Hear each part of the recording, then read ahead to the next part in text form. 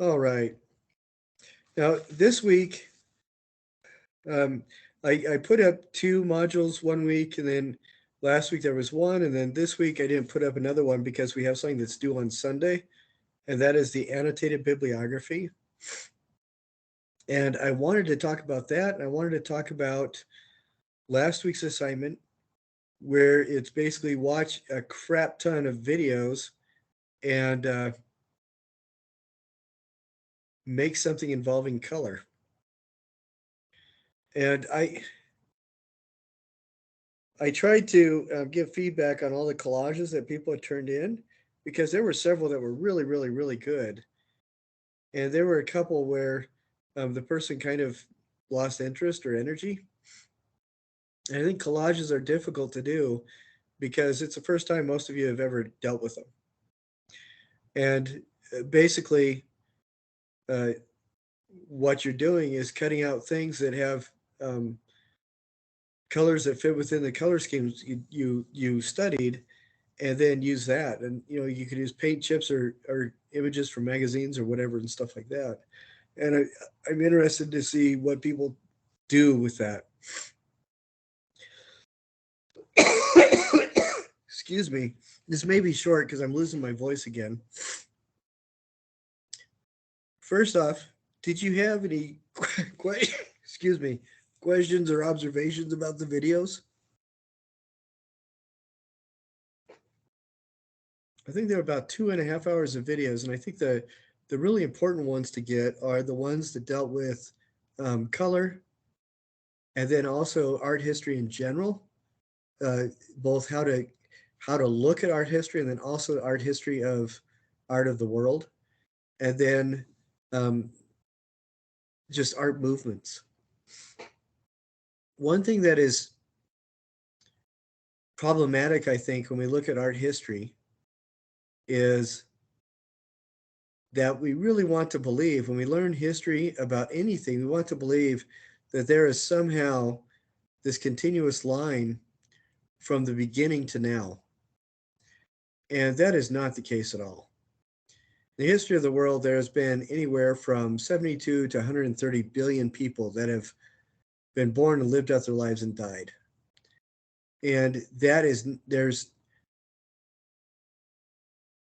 not going to make any sort of a linear progression on anything, even height of people. One thing that's fascinating to me, I went to China, and I was raised with um, the observation that was really kind of programmed by the media, particularly the kung fu film industry, that people from that part of the world are all short. But you get Yao Ming, who's like what, 48 feet tall, and Shaq said that he was shocked because he knew Yao for years before he ever spoke to him, and he was shocked that Yao Ming spoke perfect English because he said, "Yeah, I feel so stupid because I just assumed he only spoke Chinese." And when he expressed his surprise to Yao, Yao said, "Well, yeah, dude, I've been speaking English my whole life." And Shaq just felt like an idiot. But we get these things in our heads. The reason why I bring that up is that with there are some communities in China where people are on average 6 feet tall. There are other communities where people are really short. And what's fascinating to me is in some areas, as the soil's being depleted from over farming, people are gradually going shorter, and that just is directly linked to nutrition. And in some communities where the farming and access to food and medical care has really increased and gotten a lot better, people's height, younger generations are getting taller and taller. And we look at that in the US, the same thing is true too. In areas where soil is depleted or there's poor nutrition, people generally are going to be smaller. And in areas where nutrition is really good, people generally are going to have a taller average height. And the reason I bring that up is that we have these assumptions about other parts of the world in different times, but those assumptions that we make um, are really only assumptions. There's nothing really profound that can be linked to verify any of that. Do you remember, Alex, when we first talked about did our ancestors draw people the way they did because that was all they knew, or because that's what they wanted to? Is that how they wanted to portray them? I think it's like what they knew. I can't Uh, remember.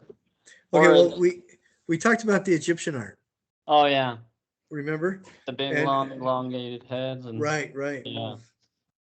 And then you look in these tombs and you see genre images of day-to-day life that are not meant to have religious significance, and they show absolutely completely normal people, and these are people that are drawn, as we would say today, correctly, in perspective and everything.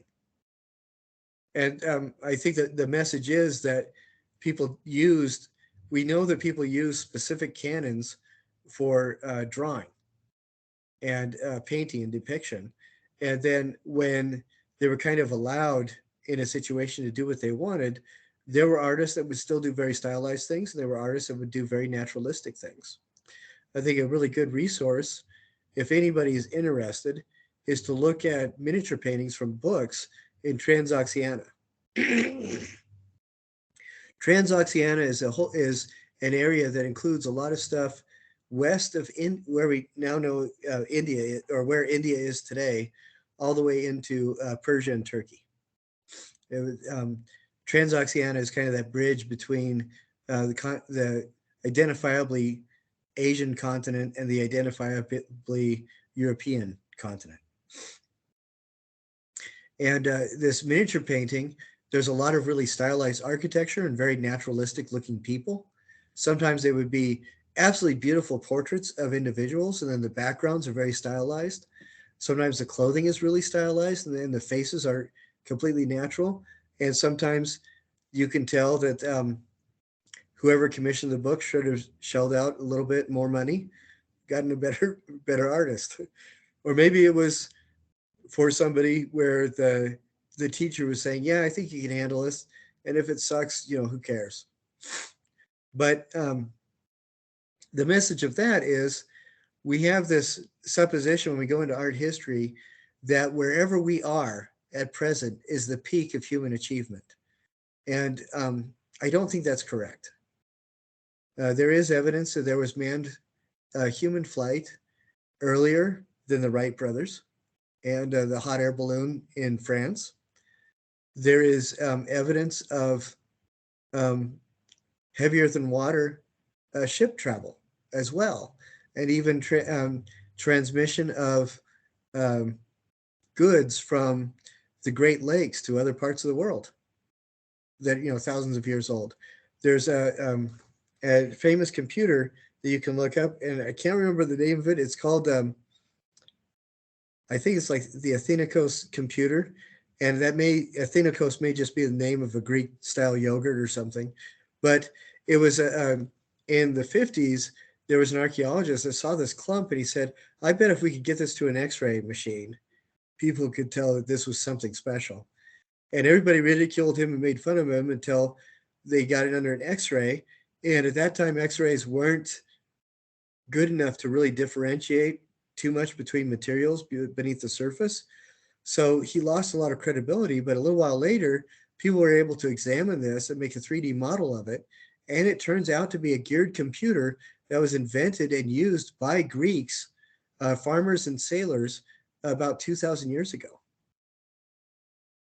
So this is a computer that's a little bit more sophisticated than the first attempts of the binary computers at the end of the 19th, early 20th centuries. And the robotic chessman that Muslim and Chinese artisans created about 800 years ago were absolutely astounding. Um, they were mechanical devices that could be programmed so that they would play chess on their own because they could identify somehow where the pieces were moved on the board. So, just that kind of level of thought, I think, is amazing. So that one assumption, I think we need to throw aside and realize that art history is not about learning regarding the progression of art, but learning about the change of art. For example, what medium do you think is more common now than was 200 years ago? I can think of three right off the top of my head. One is digital. Nobody even had that to work with 40 years ago, you know? What's another one?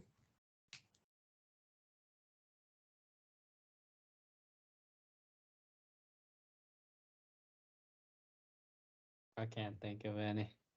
I'm thinking, have you ever gotten like the little action figures for like D&D and stuff like that? You can get them now where they're 3D printed. I mean, they didn't even have that, so you could afford anybody could afford it 15 years ago. And then just the textiles that we have available today. If any of our ancestors from 300 years ago knew just like what you're wearing now, they would be completely astounded. And but on the other hand, from that, um, we don't see a lot of use with materials like raw clay. A lot of people don't have carved ivory in their homes. That was very common years ago.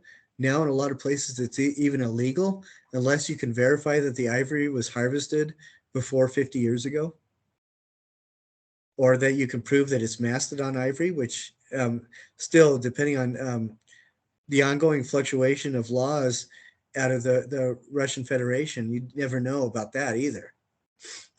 But leatherwork, I mean, you look at some of these 15th century early Renaissance leatherworkers in Germany, and it was astounding. You've seen images of uh, suits of armor from that time period, and they just blow you away. Nobody does that anymore. So media changes quite a bit, but also perspective.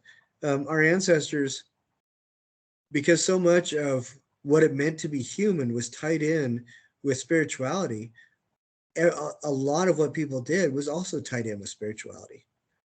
It used to be that everything was a Bible scene in Europe, and now very few things are. So things just fluctuate and change.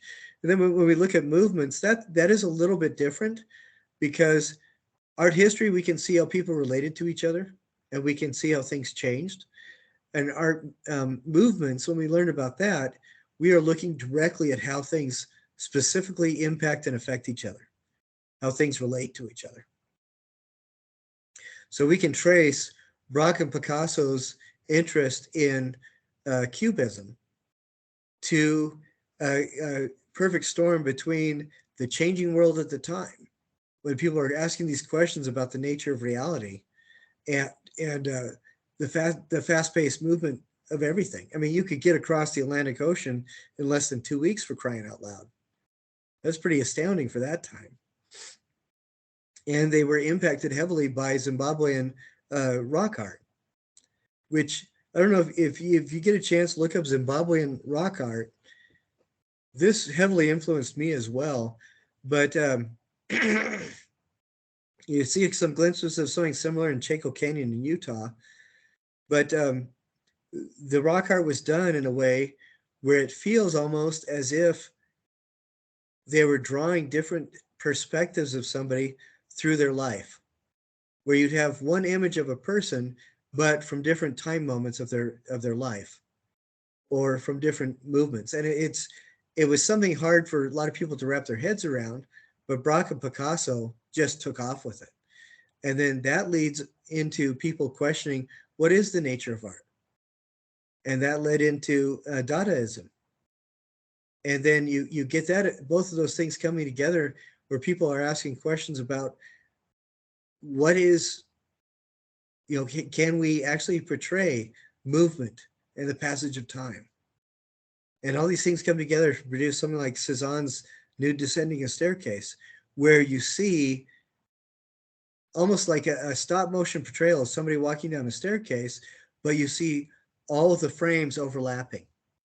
So you see the entire story from the top of the staircase to the bottom.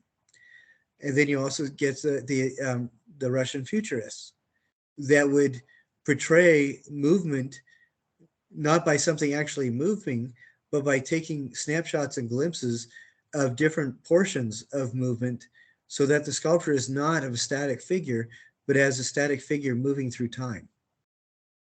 And you get these really odd different ideas. And then you move forward a bit and people start questioning, start wondering, well, how can I parse things down to the barest minimum?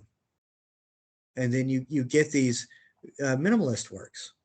And then you get a reaction to that where people are saying, how can I portray something with even more detail than anybody could ever possibly see? And then you get the hyperrealists. So you get the swing back and forth, as well as people asking additional questions to respond to what somebody else has already done. In the Romantic period, but in the 1800s, you get people that start softening lines, and other people where they start adding colors, and they start thinking, well, there's got to be a lot more color because water reflects everything. So you get these incredibly vivid things where they use additional colors in the water area to display or to communicate even more emotion and intrigue in the image, where it's still like one is just a ship on the water, but there's all this stuff going on emotionally with all the color use. You get Monet and Manet that were just absolutely fascinated with colors and how the human eye can pick up so much color. And Seurat, who thought, wouldn't it be cool if I just did something with dots? Because the human eye can read images with so much less information than we think we need. And then Mary Cassatt, who would do these absolutely beautiful paintings where she combined these ideas with intriguing brushstrokes, where just the strokes themselves were fascinating to look at. You back up and see this imagery where she's aware that color changes depending on how the light hits a material and what kind of fabric it is and how things reflect light. So she's painting something that we know is probably white, but it has all sorts of blues and greens and pinks in it. And then you get somebody like Marc Chagall, who thinks, you know what, I want everybody to be able to embrace this. So instead of painting a Caucasian as a Caucasian or somebody as any other kind of race, he would start doing faces that were blue and green and red so that everybody could see themselves in it, regardless of what they look like. And he did an absolutely beautiful set of stained glass windows in Tel Aviv hospital sanctuary that is just amazing to see. But these things relate to each other because art movements usually happen quickly enough that people are responding to each other's works, asking questions that other people have inspired them to question, and making assertions about their own beliefs in response to what other people have asserted before. And then the art movements will gradually change over time as well as people look at their own work and re-examine it. You look at Picasso's early work to his late work, and you can see the transition period that he went through as he's re-examining and re-questioning. And that's just one person going through one movement. And so that's why these things are so interesting. And I thought it was vital that everybody learns the tools of artistic critique, because now you know how to look. Now you know what questions to ask. And then with regarding the color theory exercise, I'm really hoping that people kind of understood what I was talking about, because you're basically making a collage. If you want to do complementary, you're going to be using different shades of blue and different shades of orange and make something. It doesn't have to look like anything. It can just be a design. But I wanted, if you're going to do complementary for two of them, blue and orange on one and then green and red on the other, that'd be totally fine. Or purple and yellow, different things like that. And there's other complements that you can use too. And then with split complements, the same kind of thing. And one thing that I suggested was using paint chips. I don't want everybody to go in to like the same store and just deplete their source of free paint chips. But if you go to Home Depot and Lowe's and grab a couple free stuff and then a couple of their style magazines, that's great. Doesn't hurt anybody's feelings. Everybody's fine, and it's free. And then you can just tear them up and then uh, put them on a tape them onto the or glue them onto the cardboard. So I'm hoping that's what people do with that. Did you have any questions about, or do you have any questions that you think other people might have about um, the annotated bibliography? Maybe like the formatting or styling. Okay, with the formatting and styling, I included a few videos that talk about that. And essentially, you have the creative, their name, last name first. Then you have the title of whatever it is, and then you have the reference to the title, and then you have, if it's from the internet, accessed on date. So it looked like Alex Wilson, or actually it would be Wilson, comma Alex, period. If it was an article you wrote about painting of badminton, it would be the article title. Might mean magnificent badminton, painted only with beetle carapaces, and then you'd have like the title of the magazine it was in and the page number and and the date information and stuff, and all that formatting you can find in those resources that are a part of that assignment. And then you put a period at the end of all that, and then you, in your parentheses at the very end, you would say accessed on whatever the data was. And then after that, you drop down, write your first paragraph describing what it was, second paragraph why this was important to the artist, for example.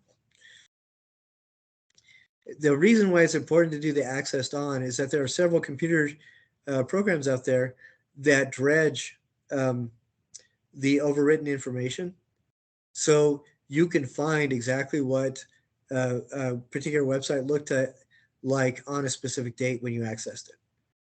And most of the time, stuff like that gets overwritten. So that's why that is important. Does that answer that? Okay, excellent.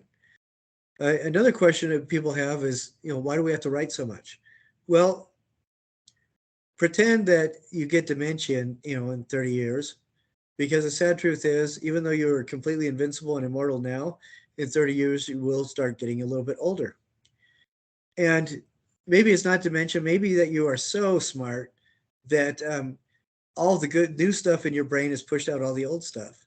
And you come across this artist and you think, oh, that might be interesting to learn about. And you're writing this to remind your future self of how cool this person was today. So that's why you're writing it. Or if somebody else is interested in it, it just happened to be at Thanksgiving dinner with the extended family, and somebody makes some sort of comment like, "Yeah, I heard about that Ai Weiwei guy. He's just a waste of skin, isn't he?" And you can say, "Well, actually, I learned about him in my class, and this is what I learned." And then you can read back your annotated bibliography. But when we do the slideshow, the PowerPoint presentation, you can use these as notes. So you can get photos from these different articles that you found online or photos that tie in with them, and use your annotated bibliography to let you know what you should be talking about in the PowerPoint. Now you don't have to use them to read from directly, but you can have them in front of you, and that will help you get in the right mind space so that you can do a good job with your PowerPoint. And I'm going to try to get that out to everybody today. Again, it's not going to be due until the end of November, but I want you guys to have it now so you can look at it and start working on that if you want to. But that's a really good question. Anything else that you think people might be uh, interested about? All right. How are you doing in the class? Are you feeling like you're doing pretty well? Yeah. Okay. I'm going to try to get everything graded by Thanksgiving so everybody knows where they stand, and try to get that all caught up. And as I won't tell anybody that I won't email everybody that I've done that. Other than I just need everybody to know that zeros are in place if something wasn't turned in, and everybody can always turn in when there's a zero. And how many times can you retake the quizzes? As many as you want. Exactly. Right. You can keep resubmitting until you get a perfect score. All right. Excellent. Thank you, Alex. If there's no other questions from you, that's all I've got for today. Sweet. Thank you. All right. You're welcome. Have a good one. Yep. You too. We'll see you later. Thanks.